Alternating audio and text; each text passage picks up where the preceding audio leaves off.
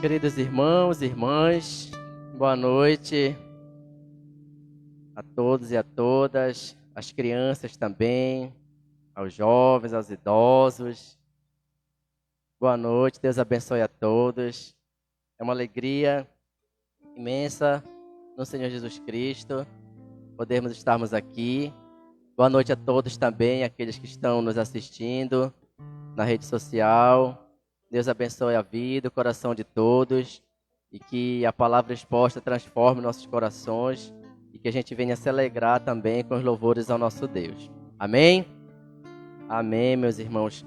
Meus irmãos, vamos fazer uma oração e após a oração vamos ler um verso somente, tá bom? Que é de Isaías, capítulo 53, verso 11, tá?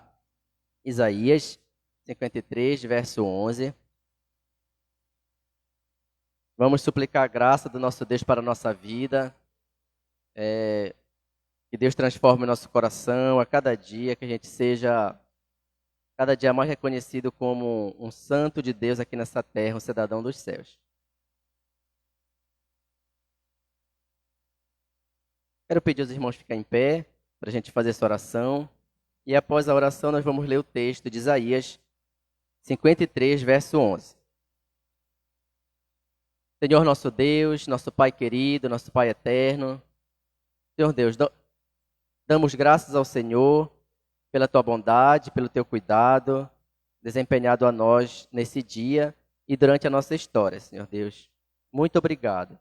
Louvamos pelo alimento, louvamos pelos louvores, pela casa do Senhor, pelos irmãos, louvamos pelo ar. Que o Senhor venha nos abençoar esse dia mais uma vez com a Tua santa palavra. Venha também, Senhor Deus, se agradar dos nossos louvores. Senhor Deus, que o nosso louvor seja fruto de um coração transformado, não apenas da boca para fora, de cânticos bonitos, mas sem um coração contrito. Por favor, Senhor Deus, tenha misericórdia de nós. Se nessa noite o nosso coração ainda está longe do Senhor, que o Senhor venha transformar o nosso coração com Tua santa palavra, para que possamos entoar louvores agradáveis ao Teu nome e para que possamos nos alegrar com Tuas santas verdades, Senhor Deus. Por favor, faça isso na nossa vida, faça isso na Tua igreja, Senhor Deus, espalhada por todo o mundo, Senhor Deus. Faça isso, Senhor Deus, na vida dos irmãos que estão aqui, dos irmãos que estão nos assistindo e nos abençoe essa noite. Suplicamos a Tua graça, em nome de Jesus. Amém, Senhor. Vamos ler conjuntamente apenas um versículo, tá bom? Vamos ler conjuntamente, bem audível, Isaías 53, verso 11. Apenas esse versículo. Está escrito assim, vamos começar. Ele, fruto do penoso trabalho de sua alma, e ficará satisfeito. O meu servo, o justo, com o seu conhecimento, justificará a muitos, porque as iniquidades deles levará sobre si. Amém, meus irmãos, podem sentar. No versículo 7, Isaías diz assim: Ele foi oprimido e humilhado, mas não abriu a boca. Como cordeiro foi levado a matadouro, e como ovelha muda perante seus tosquiadores, ele não abriu a boca. Isaías está relatando aqui o sofrimento de Deus, o sofrimento do Messias para salvar nossa vida. E uma vez na devocional em casa, minha filha perguntou para mim, mas e agora, Jesus está triste depois que ele morreu? E eu lembrei desse versículo, aqui de Isaías 53, que serve para a gente também. Ele verá o fruto do penoso trabalho de sua alma e ficará satisfeito. Né? É isso que Deus fez. Ele morreu por nós, sofreu, foi humilhado, colocaram uma coroa de espinhos sobre sua cabeça, seu sangue derramou, foi furado, foi cuspido, foi blasfemado, mas ele não abriu a boca, Isaías diz. Ele sofreu pelos nossos pecados. E como ele vê o fruto do seu penoso trabalho? Como é que ele vê? Ele vê de forma satisfeita. Ele se alegra. É um momento sublime onde o povo de Deus, reunido, remido pelo seu sangue, se reúne para adorar o nome dele. Isso deixa Deus alegre, feliz, né? O resultado do penoso trabalho da sua alma, por isso que a salvação não é por ouro, não é por prata, não é nem por obras, é pelo sangue de Jesus Cristo derramado na cruz. Penoso trabalho da sua alma, do seu corpo também, que a gente sabe, mas penoso trabalho da sua alma. Isso nos deu um resultado, e o resultado é o povo de Deus remido. É aquele que lhe faz a obra, que o Espírito Santo faz a obra de conversão e tem o coração transformado. E agora essa pessoa quer agradar, quer louvar a Deus, quer servi-lo. E isso é o resultado da obra de Deus. É o povo de Deus reunido. É o povo santo de Deus reunido na Assembleia dos Santos. E ele verá o fruto do penoso trabalho de sua alma. E de fato Deus se agrada do seu povo reunido, como estamos aqui essa noite. Por isso nós vamos louvar o nome do Senhor. Eu peço mais uma vez os irmãos fiquem em pé. Nós vamos louvar o nome do Senhor com um hino, cântico. Bom é estarmos aqui louvando a Deus.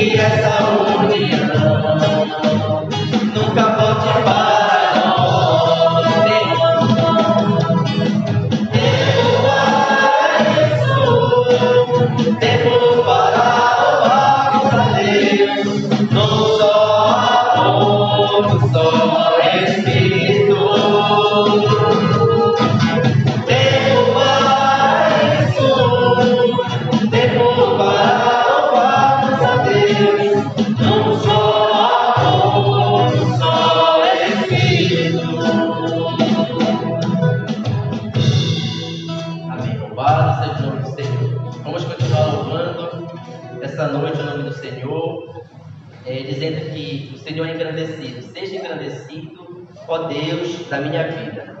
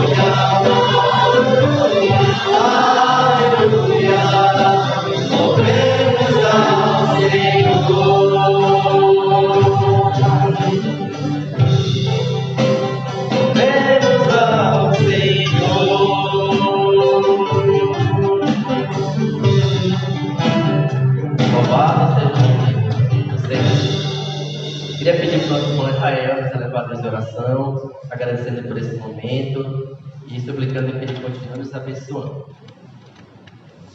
Deus Soberano Pai, Senhor, te agradecemos a Deus por mais uma oportunidade de estar na tua casa. Podemos, ó Pai, louvar o teu nome. Podemos, ó Pai, te agradecer, Senhor. Obrigado, Senhor, por tocar os nossos corações, ó Pai, para que estivéssemos. Queremos te pedir, Senhor, toca os nossos corações. Aceita os nossos louvores, as nossas orações. Que possamos sair daqui, Senhor, cheios do Senhor, Pai. É o que eu te peço a Deus. Usa teu servo, Pai, que ele possa, Deus, trazer a palavra da maneira que tu quer, Senhor, em nome de Jesus. Amém. Amém. Os irmãos podem sentar. Vamos continuar louvando o nome do Senhor com um hino que é uma oração ao mesmo tempo, tá? Não tenhas sobre ti um só cuidado, qualquer que seja.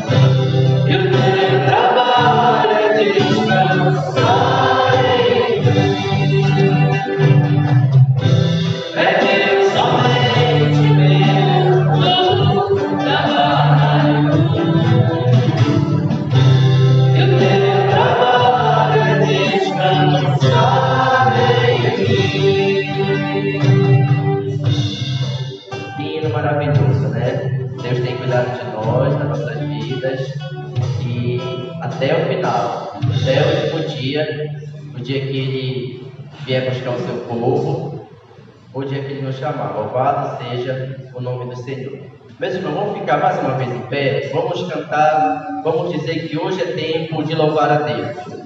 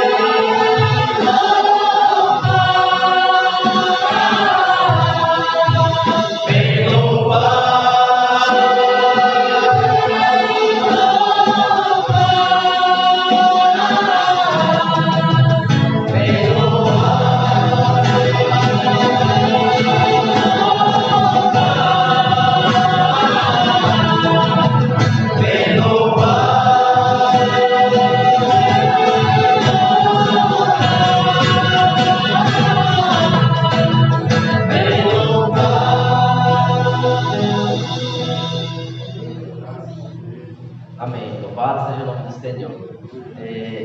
A Ele toda a glória, o louvor, a grandeza, o poder, a majestade, a soberania. Deus seja magnificado no nosso meio, assim de fato Ele é. Deus venha ser louvado por nós até o último dia de nossas vidas. Amém? Vamos cantar um hino, meus irmãos, o hino 316. Os irmãos podem sentar, tá bom? Vamos cantar esse hino. Um hino com uma letra muito bonita, o hino 316.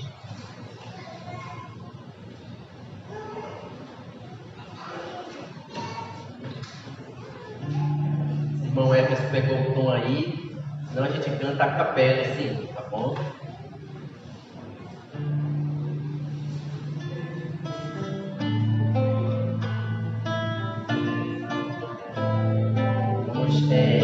Terminar esse hino, meus irmãos, até o final, tá bom? Vamos nos ajudando aqui, eu vou tirar, os irmãos cantem junto, tá bom? Os seus intentos cumpre Deus, no decorrer dos anos, Ele executa o seu querer, de acordo com seus planos. Ele aproxima-se o final, bem perto de alguém. Quando a glória de Deus há de um mundo inundar, como as águas cobrem o mar, desde um longínquo norte ao sul, em todos os recantos, sai a mensagem do Senhor, da boca dos seus santos. Povos, nações, vinde atender, o Senhor a vem ouvir. Para a glória de Deus vir o mundo inundar, como as águas correm no mar. Com a bandeira de Jesus, avante caminhemos. Seu evangelho, a salvação, a honra anunciemos. Contra o pecado e todo o mal, lutemos com vigor. Para a glória de Deus vir ao mundo inundar, como as águas cobrem o mar. Nosso trabalho como será, se Deus não for presente? Só é o esforço da vida é quem nutre a semente. E aproxima-se o final, bem perto de alguém. Quando a glória de Deus faz o mundo inundar, como as águas correm o mar. Amém. Louvado seja o nosso Senhor. Vamos fazer uma oração, meus irmãos, agradecendo por esse momento e suplicando mais uma vez que Deus venha falar aos nossos corações com sua preciosa, santa e maravilhosa palavra. Senhor, nosso Deus, nosso Pai, te agradecemos por esse momento e entoamos louvores ao Teu nome, Senhor Deus, o Senhor único, digno de receber louvor, adoração. Por favor, Senhor Deus, nos abençoa sempre ter no nosso coração louvores ao Teu nome, Senhor Deus. Bom e agradável é render graças ao Senhor. Mas nesse momento, Senhor Deus, fala no nosso coração com a Tua preciosa palavra. Usa mais uma vez o Teu servo para edificar a Tua igreja e para que a Tua palavra penetre juntas e medulas e converta almas e corações. Transforme corações de pedra em coração de carne, Senhor Deus. Coração agradável ao Senhor. Por favor. Em nome de Jesus. Amém, Senhor.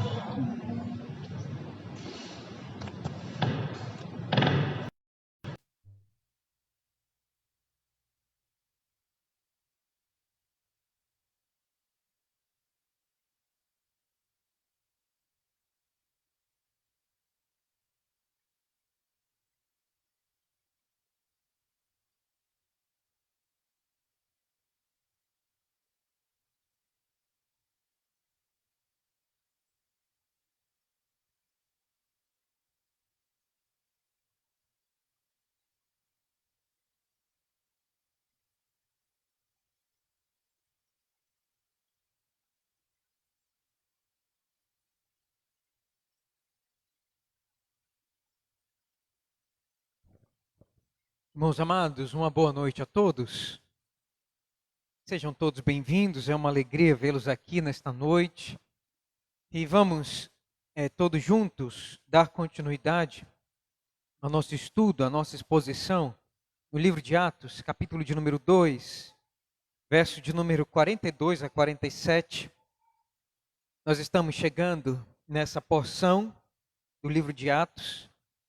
Nós vamos, então, relembrar para vocês alguns pontos, irmãos, até aqui. Em primeiro lugar, nós vimos que o livro de Atos, ele poderia ser muito bem denominado como o livro, não dos Atos dos Apóstolos, mas o livro dos Atos do Espírito Santo.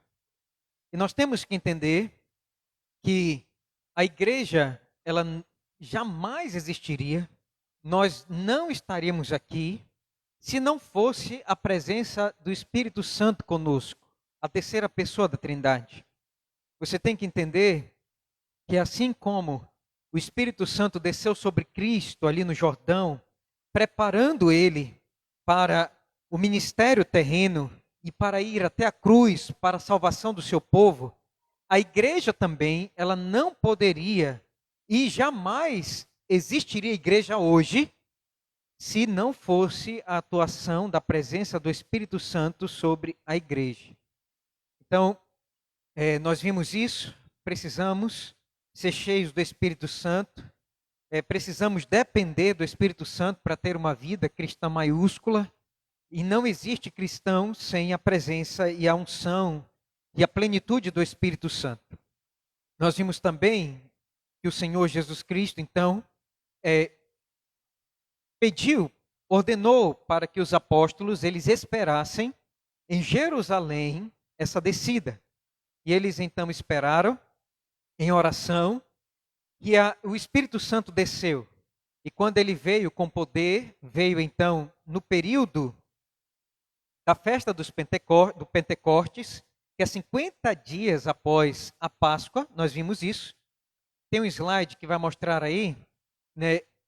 Havia ali todas essas nações em Jerusalém, mais de 15 nações estavam representadas ali, da parte, né, do Oriente Médio, da Europa, do Egito, das regiões litorâneas e da Ásia Menor. E esses judeus estavam ali em Pentecostes para comemorar essa festa judaica. Era uma das três grandes festas onde multidões afluíam para Jerusalém. Em torno de 1,5 milhão de pessoas participavam das festas naquele período. E nós então vimos, irmãos, que o Espírito Santo desce. Ele desce então como um som de vento. Não houve vento nenhum, né? Ali eles só ouviram um som de um vento. E algumas linguetas de fogo, né, desceram sobre eles, expressando então que os idiomas, a comunicação do evangelho agora quebraria a barreira cultural e eles pregariam a mensagem do evangelho, as grandiosidades de Deus para aquelas nações, a fim então de que o evangelho se espalhasse pelos confins da terra. E nós vimos, irmãos, também a importância da pregação da palavra de Deus. Nós vimos que o apóstolo Pedro, no capítulo de número 2, ele vai fazer uma pregação e 3.000 pessoas se convertem. Hoje é preciso pregar 3.000 sermões para uma pessoa se converter, já dizia o pregador. Mas naquele dia, cheio do Espírito Santo, vamos perceber que 3.000 pessoas se convertem. E nós vamos ver aqui também a importância, né, do selo da graça. Irmãos, quais são os selos da graça? O selo da graça, irmãos, é justamente o batismo e a participação na Santa Ceia. São os selos da graça, né? São os meios de graça. E vai dizer que essas pessoas, essas 3.000 pessoas se converteram, se arrependeram de terem participado da crucificação de Cristo. Muitos deles viram a crucificação de Cristo, participaram, foram eles que disseram: crucifica-o, crucifica-o, solta Barrabás. E essas pessoas que eram assassinos. Diz aqui Pedro, eles então se arrependem e eles entregam a sua vida a Jesus e perguntam, com o coração compungido, transpassado pela espada do Espírito, seu coração doendo, eles então perguntam: que faremos? E Pedro então diz: se arrependam e sejam batizados. E a promessa não é só para vocês, é para os seus filhos também. A salvação é para os filhos de vocês, é para famílias e para todos aqueles que ainda de longe crerão. E nós vimos, irmãos, então, que essas pessoas, elas se convertem, entregam a sua vida a Jesus, mais de 3.000 pessoas. E o texto aqui vai continuar, Lucas vai nos mostrar, ele que escreve o livro de Atos, e ele vai descrever para nós como viviam aquelas pessoas, aqueles primeiros convertidos ao cristianismo. Como é que eles viviam? Então, o objetivo aqui do texto sagrado é justamente mostrar para Teófilo, nós não somos os primeiros leitores, Lucas está escrevendo para Teófilo, que significa amigo de Deus, né? Não sabemos se é uma pessoa ou de uma maneira genérica, esse livro foi escrito para todos aqueles que amam a Deus, mas fato é que Lucas escreve para ele, para mostrar então como as primeiras pessoas, os primeiros cristãos, eles viviam. E ele vai dizer aqui, verso 42 a 47, que é a passagem que nós vamos expor, que eles viviam alegres, tinham temor na sua alma. Vai dizer que esses primeiros cristãos, eles compartilhavam os seus bens à medida que as pessoas tinham necessidade. E eles viam a operação do Senhor através da pregação dos apóstolos e do testemunho da igreja. Eles viam o Senhor acrescentando dia a dia os que iam sendo salvos. Portanto, irmãos, eu quero ver com vocês aqui, e essa é a nossa finalidade, nós vamos olhar então para Atos, capítulo de número 2, e vamos perceber aqui os pilares de uma igreja verdadeira. E eu queria que você entendesse isso aqui. O Espírito Santo, ele deixou a palavra de Deus para moldar a nossa consciência, para que o nosso coração fosse trabalhado, a fim de que entendêssemos como nós devemos viver dentro da igreja. E como a igreja do UNA hoje, ela deve se expressar como igreja verdadeira e que quer ser bíblica. Então, quais são os pilares de uma igreja cheia do Espírito Santo? Em primeiro lugar, nós vamos ver aí, é uma igreja que aprendia. Verso de número 42 e 43 vai nos mostrar isso. Em segundo lugar, o segundo pilar é uma igreja que amava. Ela compartilhava, ela cuidava dos seus. Nós vamos ver isso no verso 44 a 45. No terceiro pilar, é uma igreja que adorava. Vai dizer aí no verso 46 que eles adoravam tanto no templo como de casa em casa. E o quarto pilar e último, uma igreja que evangelizava. Verso de número 47 vai dizer que o Senhor acrescentava dia a dia aqueles que iam sendo salvos. Vamos olhar então para o texto. Eu vou explicar o texto e vou trazer algumas aplicações para o nosso coração, para que nós possamos viver como uma igreja cheia do Espírito Santo. Então, irmãos, a pergunta é essa: como é que nós podemos viver e mostrar que estamos cheios do Espírito Santo, que a nossa igreja é sadia? Então, em primeiro lugar, olhando para esse texto, você vai perceber que o primeiro pilar é uma igreja que aprendia. Vai dizer aí o texto. Vamos ler todos juntos? Diz assim, verso 42. E perseveravam na doutrina dos apóstolos e na comunhão, no partir do pão e nas orações. Em cada alma havia temor, e muitos prodígios e sinais eram feitos por intermédio dos apóstolos. Em primeiro lugar, irmãos, nós vamos perceber que essa igreja era uma igreja que ela perseverava na doutrina dos apóstolos. Eu quero que você perceba que esse verbo perseverar é o alicerce da igreja primitiva, cheia do Espírito Santo. você vai ver que eles perseveravam na doutrina, na comunhão, no partir do pão e nas orações. Perseveravam. Essa perseverança, em primeiro lugar, vai dizer aqui, era na doutrina dos apóstolos. Percebam, irmãos, que doutrina é uma palavra usada para todo o conhecimento que os apóstolos adquiriram do Senhor Jesus Cristo. Eles então ensinavam de maneira autoritativa os crentes que se converteram e entregaram a sua vida a Jesus. Eu concordo com John Stott, que vai dizer que ali em Jerusalém tinha uma escola, a escola do Espírito Santo. 3.000 alunos estavam no jardim da infância. Então essas pessoas, elas precisavam ser orientadas acerca do evangelho e de como eles deveriam viver diante de Deus. A partir de agora, eles não deveriam mais obedecer o judaísmo e a lei mosaica, mas eles deveriam complementar isso com a lei do evangelho do Senhor Jesus Cristo.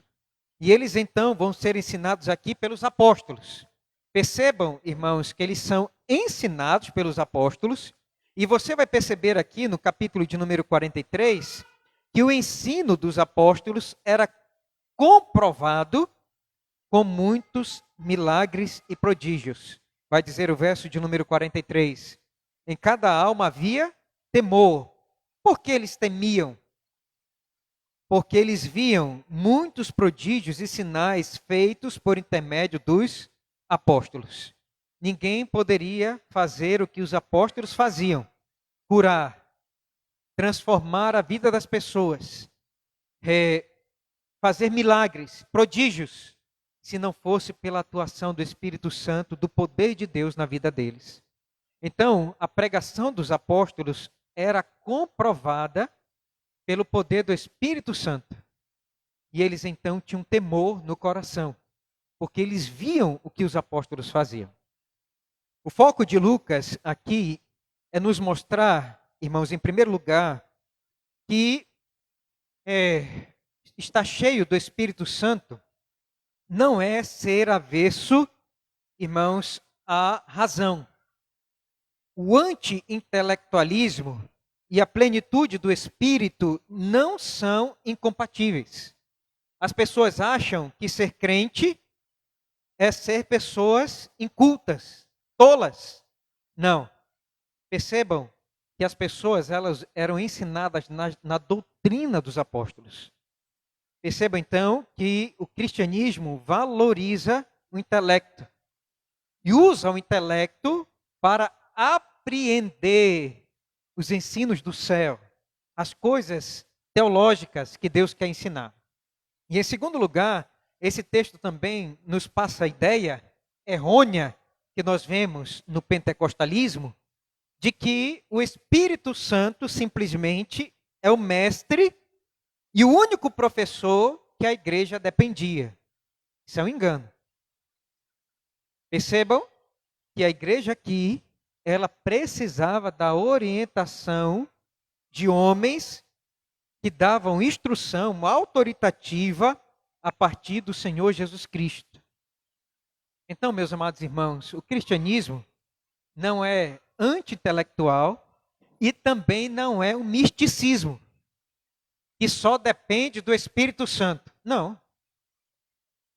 Nós dependemos de pessoas instruídas e designadas por Deus para nos orientar no ensino do Novo Testamento.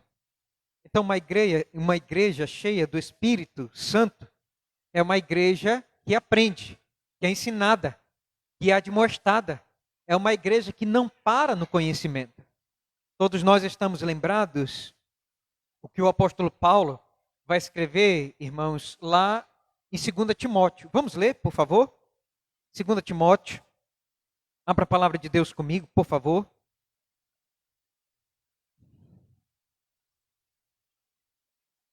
Capítulo de número 4. 2 Timóteo, capítulo de número 4. Perceba aqui a importância do ensino da palavra de Deus. Paulo vai dizer a Timóteo: conjure-te perante Deus e Cristo Jesus, capítulo 4, verso 1, que há de julgar vivos e mortos pela sua manifestação e pelo seu reino. Prega a palavra, insta, quer seja oportuno, quer não, corrige, repreende, exorta com toda a longanimidade e doutrina. Olha só, como a igreja deve ser instruída? Na doutrina. E aí ele vai dizer: pois haverá tempo em que não suportarão a sã doutrina. Pelo contrário, cercar-se-ão de mestres segundo as suas próprias cobiças, como que sentindo coceira nos ouvidos, e se recusarão a dar ouvidos à verdade, entregando-se às fábulas. Vejam só, Paulo está mostrando à igreja de hoje, irmãos. As pessoas, elas querem ouvir fábulas, elas querem ouvir historinhas para boi dormir. E muitos se agradam de ouvir poesias, brincadeiras no púlpito, do que ouvir a sã doutrina, a palavra de Deus, as grandiosidades de Deus. Perceba então que uma igreja neotestamentária não é composta de pessoas que sentem coceira no ouvido. É gostoso ouvir bobagens. Mas a igreja cheia do Espírito Santo é aquela que trata da palavra de Deus. É aquela que leva a igreja às instruções da palavra de Deus. Eu sei que é difícil para mim e para você ouvir doutrina. Nós não nos agradamos. É algo que às vezes nos dá sono, de tão difícil de compreender. Mas nós devemos, irmãos, à medida que a palavra de Deus é pregada, nós devemos, em oração, em espírito, dizer: Senhor, abre os meus olhos para que eu possa ver as grandezas da tua palavra. E prepara, Senhor, o meu coração na doutrina dos apóstolos, na doutrina de Cristo. Eu preciso aprender, Senhor. Eu sei, ó Deus do céu, que eu sou doutrinado neste mundo para ser ímpio, para ser carnal, mas eu quero, Senhor, colocar à parte essa doutrina. Eu quero ser doutrinada pelo teu Espírito. E é isso, irmãos, que nós devemos, é nesse sentido que nós devemos, então, como igreja, perseverar. Eu quero, Senhor, deixar as doutrinas deste mundo e a maneira com a qual os homens deste mundo veem a vida. E eu quero que o Senhor me ensine a tua palavra. Eu quero que o Senhor molde a minha vida. Eu quero que o Senhor me mostre a maneira que eu devo viver aqui. Porque eu sei, Senhor, que a doutrina deste mundo vai me levar ao inferno. Vai me levar a uma vida de pecado e de transgressão da tua lei. E eu vou acabar com a minha vida, eu vou acabar com a minha família, eu vou acabar com os meus filhos. Mas eu sei que a tua doutrina, ela é santa, ela é boa. Ela me torna uma pessoa do céu. E ela forma Cristo na minha vida. E assim, irmãos, então, que uma igreja cheia do Espírito, ela se comporta, ela ama receber a doutrina do céu, da parte de Deus. Em segundo lugar, essa igreja, o segundo pilar que nos mostra uma igreja cheia do Espírito, é uma igreja que amava. Essa igreja, ela era uma igreja que amava. Vejam comigo, por favor. Diz assim o verso 42. Me perdoe. O verso 44 e 45. Vamos ler? Todos os que creram estavam juntos e tinham tudo em comum. Vendiam as suas propriedades e bens, distribuindo o produto entre todos, à medida que alguém tinha necessidade. Esse texto aqui, irmãos, é perturbador. Muitos, na história da igreja, usando esse texto aqui, tentaram viver em comunidades e ter tudo em comum. Nós ouvimos falar, nos Estados Unidos ainda existe hoje, comunidades, né, de pessoas cristãs que abandonam tudo e vendem as suas posses para viver nessas comunidades fechadas. Né, viver um comunismo cristão. Isso aqui é perturbador. Se a igreja cheia do Espírito todos viviam, tinham tudo em comum, vendiam as suas propriedades. Será que nós, então, devemos vender tudo que nós temos para viver uma comuna, viver em comunidade? Será que é isso que nós devemos fazer? Isso é meio perturbador, não é? E essa é uma questão que nós levantamos aqui. Mas, irmãos amados, eu queria então que você percebesse, né, que eles perseveravam na comunhão, eles repartiam tudo o que eles tinham e vendiam suas propriedades e bens, mas isso aqui, irmãos, não era obrigatório. Ninguém era obrigado a fazer isso. Naqueles dias, todos nós estamos lembrados que 3.000 pessoas se converteram. Então, essas pessoas que vieram de outras nações, elas resolveram ficar aos pés dos apóstolos. 3.000 pessoas. E essas pessoas, então, elas tinham necessidade, elas tinham que comer. E é por isso, então, que os crentes, eles vendiam as suas propriedades, distribuindo o produto a todos, à medida que alguém tinha necessidade. Perceba que Lucas vai registrar isso aqui.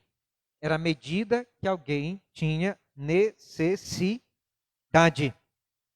Então não era obrigado. Você vai ver isso no caso de Ananias e Safira, capítulo de número 5. Olhem comigo, por favor. No capítulo de número 5, Pedro vai explicar isso aqui. Era obrigado vender as propriedades? Era obrigado a igreja hoje, viver uma comuna, viver um comunismo? Não. Veja só aí o que diz, por favor. Capítulo de número 5 diz assim: Entretanto, certo homem chamado Ananias, com sua mulher Safira, vendeu uma propriedade, mas em acordo com a sua mulher, reteve parte do preço, e levando o restante, depositou aos pés dos apóstolos. Então disse Pedro: Ananias, por que encheu Satanás o teu coração para que mentisses ao Espírito Santo, reservando parte do valor do campo? Verso de número 4, preste atenção. Conservando, porventura, não seria teu? Como, pois, assentaste no coração este desígnio? Não mentistes aos homens, mas a Deus. Pedro, ele vai dizer a Ananias: e vendido não estaria em teu poder? Notem que ninguém era obrigado a vender nada. Todos faziam de maneira voluntária. Mas o erro aqui de Ananias e Safira, e eles vão morrer por causa disso, Deus vai fulminar eles, e eles vão perder a vida, porque eles mentiram. Eles venderam terreno e ficaram com parte do valor. Em comum acordo com a sua mulher, eles levaram o restante aos pés dos apóstolos, passando a imagem de que eles eram, generosos. E eles estavam contribuindo com muito, quando eles tinham retido parte. E Deus, então, tira a vida deles logo no início da igreja, para mostrar que essa questão é muito séria. Contribuir na igreja é uma questão muito séria. E se você ler no verso de número 11, vai finalizar assim: e sobreveio, capítulo 5, verso 11, e sobreveio grande temor a toda a igreja, e todos quanto ouviram a notícia desses acontecimentos, ficaram chocados e tiveram temor. Portanto, irmãos amados, quando diz aqui que perseveravam na comunhão, essa comunhão, no grego, todos nós conhecemos, é koinonia. Então, eles perseveravam na doutrina. Segundo lugar, Lucas diz na comunhão, verso 42. E que comunhão era essa? Em primeiro lugar, essa comunhão era com Deus Pai, Deus Filho e Deus Espírito Santo. Eles tinham comunhão com a Trindade. Eles tinham uma mesma fé, eles comungavam dessa fé. E em segundo lugar, então, é isso que eu expliquei para vocês, essa comunhão fazia com que, essa koinonia, fazia com que eles partilhassem os seus bens à medida que as pessoas tinham necessidade. Isso mostra, irmãos, amor cristão. Partilhar os bens descreve o cuidado cristão. Isso aqui nos ajuda a perceber que toda igreja cheia do Espírito Santo, ela é voluntária, ela é generosa. Paulo vai usar, irmãos, esse termo koinonikos, que é o termo para generosidade. Então, aquele que participa da comunhão, da koinonia da igreja, ele deve ser koinonikos, que significa generoso. E se você olha para a palavra de Deus, ela está ensinando então que se você vem para participar da igreja, você tem que ter um coração generoso e participar do cuidado daqueles que participam da igreja. É responsabilidade de todo crente, cheio do Espírito. E aqui está a orientação, irmãos. Cuidar daqueles que necessitam, que têm necessidade. E a palavra de Deus vai dizer que nós devemos cuidar, em primeiro lugar, dos da família da fé. Então, se Cristo deu a sua vida por você, se Cristo salvou você das trevas e perdoou os seus pecados, que você deveria pagar por toda a eternidade, se a sua salvação não tem preço, e se Cristo então traz você para participar da igreja, você então deve entender que é pouco, muito pouco, contribuir com o cuidado, o amor por aqueles que na igreja, na família de Deus, passam necessidade. Se Deus lhe dá um sustento nesta vida, para que você então cuide daqueles que passam necessidade. Já no Antigo Testamento, irmãos, havia uma forte tradição judaica de cuidado pelos levitas, pelos estrangeiros, pelos órfãos e pelas viúvas. Isso nós vamos encontrar lá em Deuteronômio, capítulo de número 26, abra comigo. Deuteronômio 26, lá no Antigo Testamento. E desde, irmãos, da antiga aliança, nós vamos perceber que Deus, Ele ordena que as pessoas, elas cuidem dos necessitados, daqueles que não têm renda, daqueles que são órfãos, viúvas, que não têm como se sustentar. Capítulo 26, verso de número 12, diz assim: quando acabares de separar todos os dízimos da tua messe, no ano terceiro, que é o dos dízimos, então os darás ao levita, ao estrangeiro, ao órfão e à viúva, para que comam dentro das tuas cidades e se fartem. Desde o Antigo Testamento, os judeus, eles eram preparados para socorrer aquela classe mais necessitada. E é por isso, irmãos, que na igreja cheia do Espírito Santo e numa igreja que entende que deve ser bíblica, ela tem uma responsabilidade social de amparar, de olhar para as famílias da igreja e você então, orientado pelo Espírito Santo, ajudar aqueles que precisam. Essa é a nossa responsabilidade. Isso começou na igreja primitiva. Terceiro pilar de uma igreja cheia do Espírito Santo é uma igreja que adora. Essa igreja primitiva, ela adorava a Deus. Vamos ver aí, verso de número 46 e 47. Vamos ler juntos?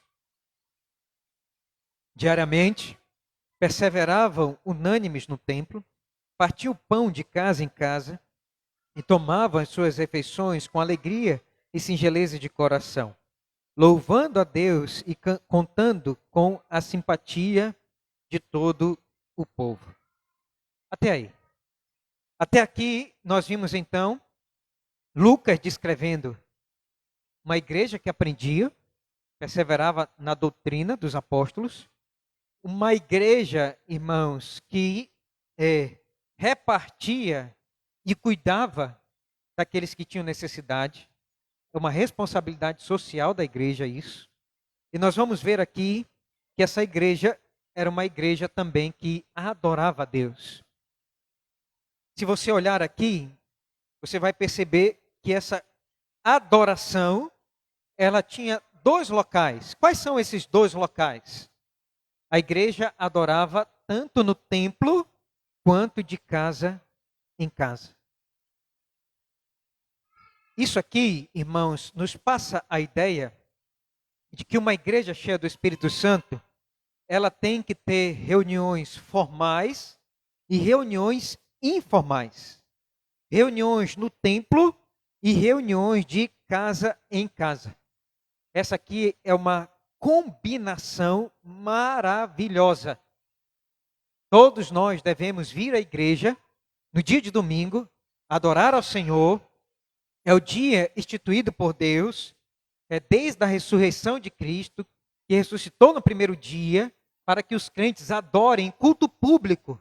Todos nós vimos no domingo adorar a Deus. Mas esse culto a Deus também deveria ser feito de casa em casa. Percebam que era isso aqui que aquelas 3.000 pessoas faziam. Depois que saíam do templo, de serem orientadas, instruídas na doutrina dos apóstolos, elas iam para casa, e vai dizer aí que elas tomavam refeições. Que coisa bacana, né? Eles iam para casa dos crentes, e aí tomavam as suas refeições, comiam lá, né, uma tapioca com café quentinho, bacana, tomavam, né, quem sabe, né, um açaí com charque frita, né, muito bacana, e aí eles iam louvando e adorando a Deus e bendizendo o nome do Senhor. Então, percebam que a conjunção para uma igreja cheia do Espírito Santo, não é somente se reunir na igreja. Nós também devemos abrir a porta de nossas casas para que lá seja também, irmãos, uma extensão da igreja e que haja adoração a Deus. Todo o crente cheio do Espírito Santo, ele tem a alegria de receber a igreja ou parte da igreja na sua casa. E você tem que entender que isso é bênção de Deus para a sua vida. Nós vivemos dias e numa sociedade, irmãos, tão corrida. E eu sei que você tem o seu curso de pós-graduação, seus filhos têm inglês, depois tem um balé. Eu sei que você tem que ficar no trabalho estendendo o horário. Eu sei de tudo isso. Mas perceba, se você quer ser abençoado por Deus e quer ter a igreja sendo estendida para a sua casa, você tem que ser hospitaleiro. A palavra de Deus vai dizer em Hebreus, irmãos, que aqueles que são hospitaleiros e praticam hospitalidade receberam anjos em sua casa. Portanto, nós devemos lutar contra esse problema da falta de hospitalidade e de receber a igreja em nossa casa. Faça da sua casa uma extensão da igreja. Isso vai ajudar com que a nossa igreja seja uma igreja mais equilibrada. Porque o desequilíbrio hoje é que as pessoas só vêm à igreja para se reunir. Percebam aqui que a igreja é como um avião. Para ela decolar, para que ela voe, ela precisa de duas asas. A asa da reunião comunitária, pública, aos domingos, às quartas-feiras, quando nós, de maneira institucional, nos reunimos como igreja, mas ela precisa também da asa da reunião particular, de casa em casa. Isso vai mostrar que você está interessado que a sua igreja seja uma igreja sadia. E você pode dizer, pastor, mas a minha casa é pobre, eu não tenho nada para oferecer. Eu sei disso. E são muitas as desculpas que nós damos. Deus não está vendo nada disso. que Ele está vendo é o seu coração aberto para receber a igreja e para levar os louvores e a adoração e a palavra de Deus para a sua casa. E Lucas vai descrever aqui o sentimento que passava no coração deles. Vamos ver, irmãos, qual eram os sentimentos? Vai dizer aí, verso 46, vamos ler? Diariamente perseveravam unânimes no templo, aqui o templo de Jerusalém, né, onde havia adoração a Deus, e partiam o pão de casa em casa e tomavam as suas refeições com alegria e singeleza de coração. Ora, qual é o fruto do Espírito, irmãos? Quais são os frutos do Espírito? Para comigo, para Gálatas, capítulo de número 5. Por favor, quais são os frutos do Espírito? Vamos ver. Todos juntos?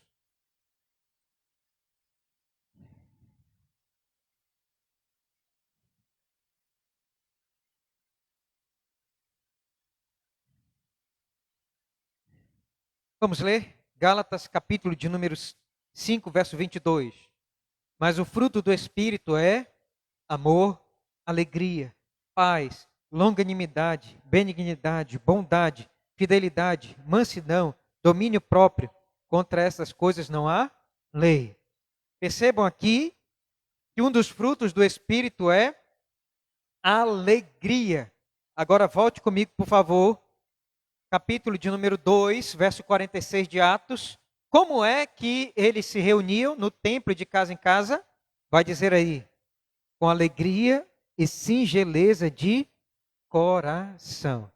Singeleza também pode ser traduzido, irmãos, como sinceridade. E sinceridade vem da palavra do latim sincera. Então, eles não tinham hipocrisia, né?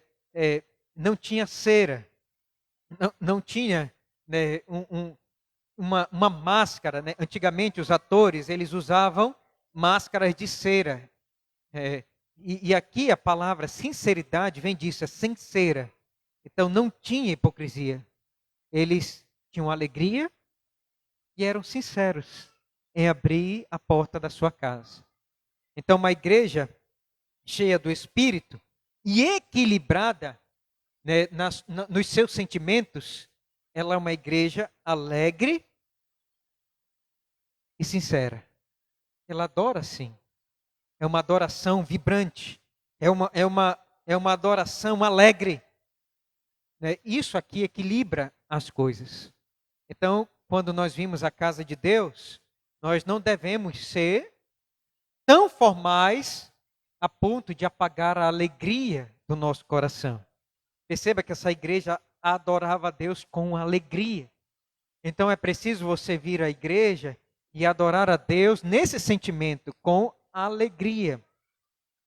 E é preciso ter sinceridade de coração. Para finalizar, o quarto pilar então de uma igreja bíblica, e que nós devemos espelhar isso na nossa igreja, irmãos, nós devemos perseverar no ensino da palavra de Deus. Você deve almejar isso, participar, né, dos cultos de doutrina da palavra de Deus. Você deve, em segundo lugar, vendo que a igreja bíblica, ela é uma igreja que ama, que cuida, você deve também manifestar isso no seio da igreja, pela família que Cristo lhe deu aqui na terra, que é o corpo de Cristo, a igreja. Você deve cuidar, nós devemos amar e cuidar uns dos outros. Nós devemos também ter uma adoração pública e privada, feliz, alegre, atraente, zelosa de Deus. E por fim, a igreja aqui em Atos, ela era uma igreja evangelística. Olhem comigo, por favor, verso de número 47, diz assim, vamos finalizar. Louvando a Deus e contando com a simpatia de todo o povo. Enquanto isso, acrescentava-lhes o Senhor, dia a dia, os que iam sendo salvos. Notem comigo, então, nós vamos aprender aqui que Deus ele estava operando através da vida dessa igreja, né, através do testemunho dos apóstolos, através do testemunho dos crentes que com alegria iam ao templo orar e adorar a Deus, voltavam para suas casas. Isso aqui, irmãos, esse conjunto, esse quadro dessa vida alegre, feliz, fazia com que as pessoas então entregassem e procurassem saber o que estava acontecendo. E eles ouviam do Evangelho e eles entregavam a sua vida a Jesus. Nós aprendemos aqui 3 lições sobre a evangelização da igreja local. Em primeiro lugar, nós aprendemos aqui que era o Senhor quem fazia isso. Veja aí, vai dizer assim: enquanto isso, acrescentava-lhes o Senhor.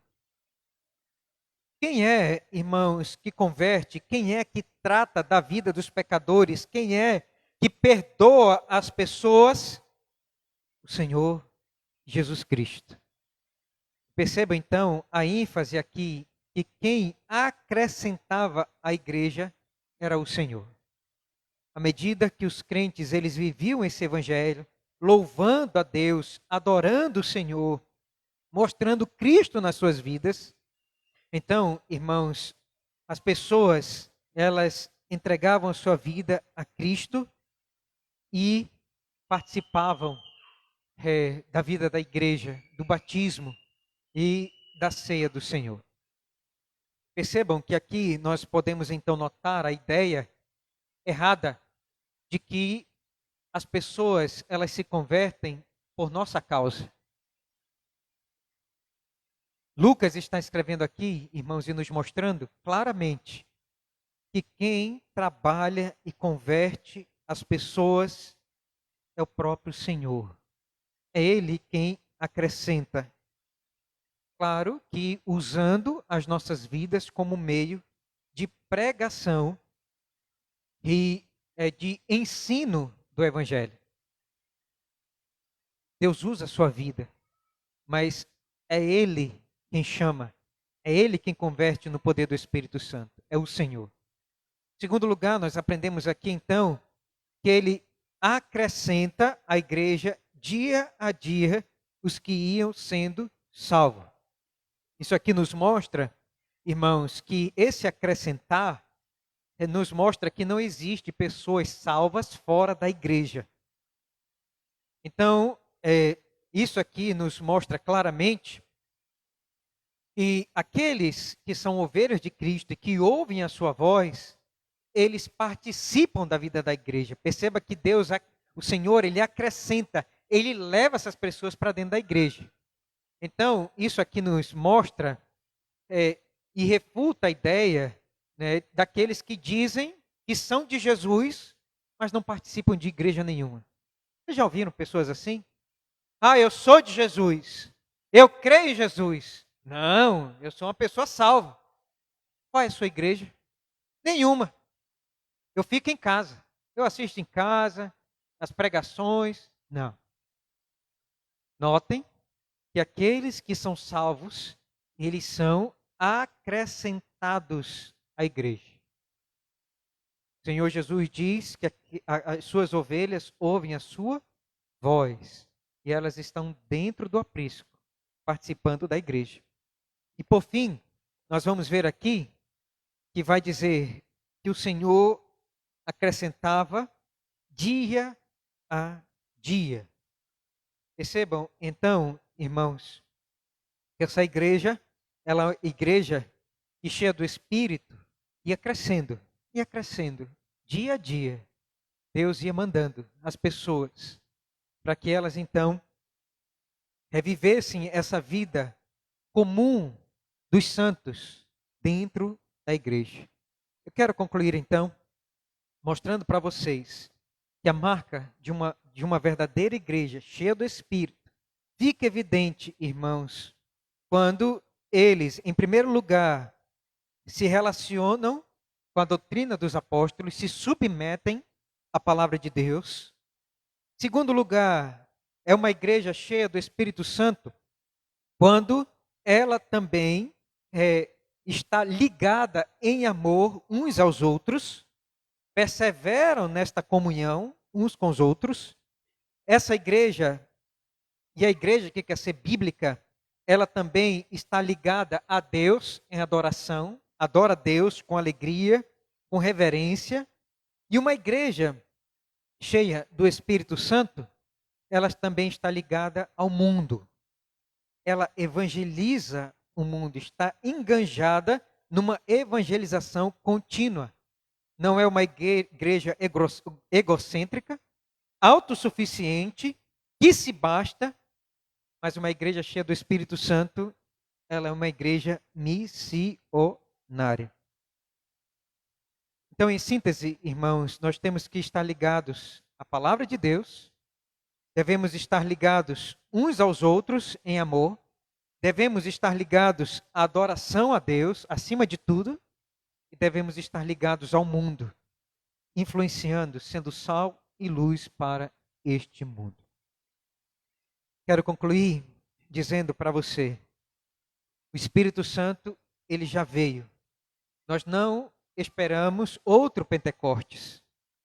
O que eu e você hoje devemos fazer é orar para que a nossa igreja, a Igreja Presbiteriana do Una, seja cheia do Espírito Santo.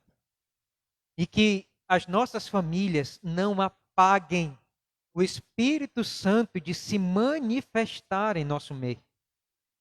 O problema todo de uma igreja doente, de uma igreja que não vai para frente, de uma igreja que não é missionária, de uma igreja que não recebe aqueles que vão sendo salvos, é porque, irmãos, nós estamos apagando ou colocando as mãos contra a ação do Espírito Santo na nossa família e na nossa igreja. Quero então trazer isso à sua mente. O Espírito Santo quer trabalhar no seu coração nessa noite e quer mostrar para você a conduta de uma família que se entrega a Cristo. E nós devemos então viver esses pilares para abençoar o reino de Deus e sermos uma igreja, irmãos, alegre, feliz, que vá avante, altaneira e que receba as pessoas em nossa igreja através, irmãos, desse cuidado que nós mostramos uns com os outros, o amor fraternal, essa maneira de nós estudarmos e lermos a Bíblia e esse anseio de sermos doutrinados nas Sagradas Escrituras e não querer ficar nem mais um dia como nós éramos no passado e crescer no conhecimento das grandiosidades de Deus. Nós devemos ser, irmãos, crentes que devem almejar sempre vir à igreja e louvar a Deus e adorar ao Senhor com alegria e sinceridade de coração, fazendo com que as pessoas lá no mundo ouçam o louvor a Deus e eles então queiram se aproximar do Evangelho. Da mesma forma, dia a dia, se preocupando em pregar desse Jesus que morreu na cruz pelos pecadores, para os seus familiares que são descrentes, que vivem sem Deus, para os seus colegas de trabalho, que estão indo a largos passos para o inferno. E vocês devem, irmãos, então, serem meios usados por Deus para que as pessoas sejam evangelizadas, entendam o evangelho de uma maneira completa e venham então se arrepender e perguntar para você: o que é que eu devo fazer? E você então dizer: seja batizado e prepare a sua vida frequentando uma igreja, preparando a sua alma para o céu, deixando de ser um cidadão dessa terra e sendo cidadão dos céus aqui, procurando caminhar, vivendo segundo a lei do Evangelho do Senhor Jesus Cristo. Percebam então a responsabilidade que você tem. É triste nós vermos pessoas que não ouvem mais o Espírito Santo falar com elas e indicar esses caminhos e essas ligações que você deve ter na sua vida. Se nós queremos uma igreja bíblica aqui, nós devemos então ajudar e contribuir com a obra do Espírito Santo, irmãos, neste local, aonde o Senhor constituiu o reino de Deus para que nós pudéssemos congregar. Que Deus então nos abençoe pela sua palavra nesta noite. Amém. Feche os seus olhos, faça uma oração diante daquilo que você ouviu e peça a Deus força para que você esteja ligado a Deus através da sua palavra, ligado também à igreja em amor, ligado à adoração pública e particular na sua casa e também ligado ao evangelismo, ao mundo, levando a palavra de Deus. Vamos orar e vamos pedir ao Senhor que nos abençoe.